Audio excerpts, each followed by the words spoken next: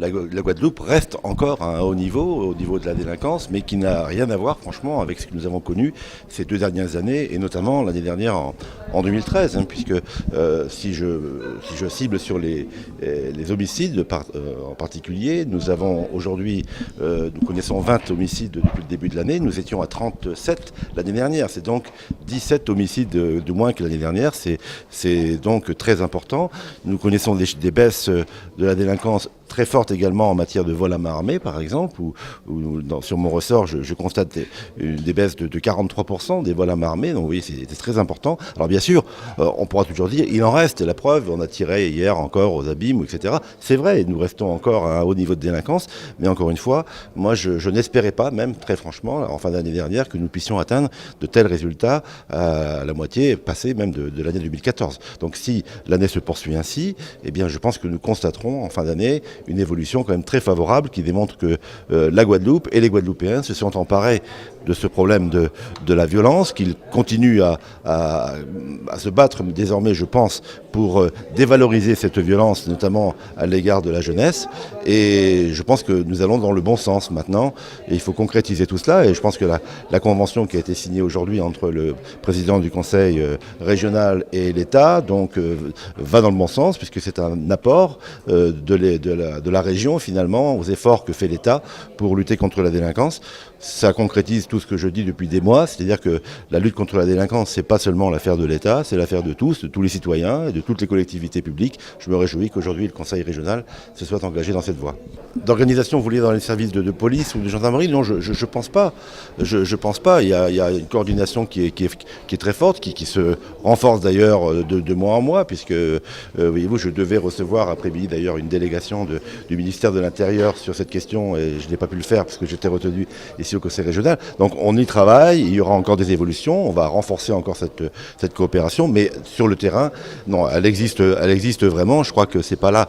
Le problème n'est pas là. Je crois que les moyens sont là, ils sont employés à fond. Je crois que maintenant, les gains que nous aurons sur la délinquance proviendront de la communication entre les Guadeloupéens, de la prise en compte par les Guadeloupéens de cette délinquance et par leur volonté d'agir là où ils sont pour faire en sorte que la violence recule. L'État travaille avec les collectivités territoriales, en l'occurrence le Conseil régional, à la lutte contre la délinquance violente que nous avons dans notre département. Nous avons bâti ensemble un plan de mobilisation renforcée de lutte contre la violence qui comprenait, souvenez-vous, 22 mesures. Et c'est ainsi que nous avons proposé donc, de revoir tous nos modes opératoires pour pouvoir les adapter à ces phénomènes que nous connaissions.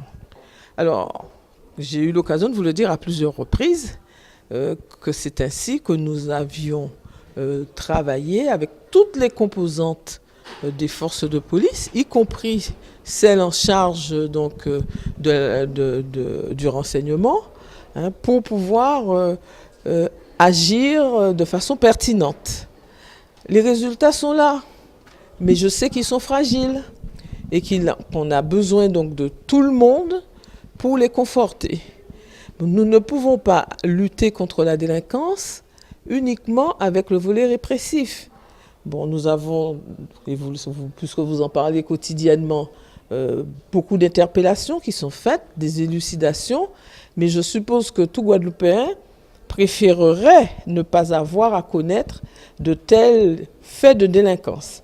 Alors nous avons besoin de tous, nous avons besoin des collectivités, nous avons besoin des associations, nous avons besoin des institutions, nous avons besoin de tous les citoyens pour lutter contre cette délinquance qui est trop ancrée dans notre département. Depuis longtemps, depuis que je suis arrivé aux responsabilités ici en 2004, nous avions décidé à l'époque, rappelez-vous, de dire qu'il faut acheter des vedettes ultra rapides pour aider la douane à poursuivre les délinquants et celles et ceux qui veulent entrer ici sans autorisation. 10 ans après, ça ne s'est pas fait.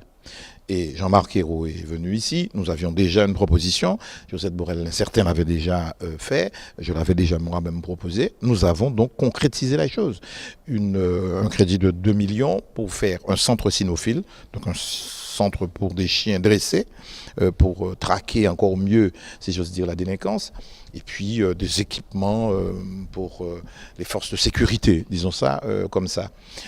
J'ai entendu le débat que ce n'est pas notre compétence. Bien sûr, ce n'est pas notre compétence, mais je suis en Guadeloupe. C'est mon pays, c'est notre pays. Et je ne veux pas me retourner, me cacher derrière mon petit doigt pour me dire ce n'est pas ma compétence. Oui, aussi avec les services judiciaires, de dire si je ne le fais pas, peut-être que la cour d'appel partira et quittera Basse-Terre.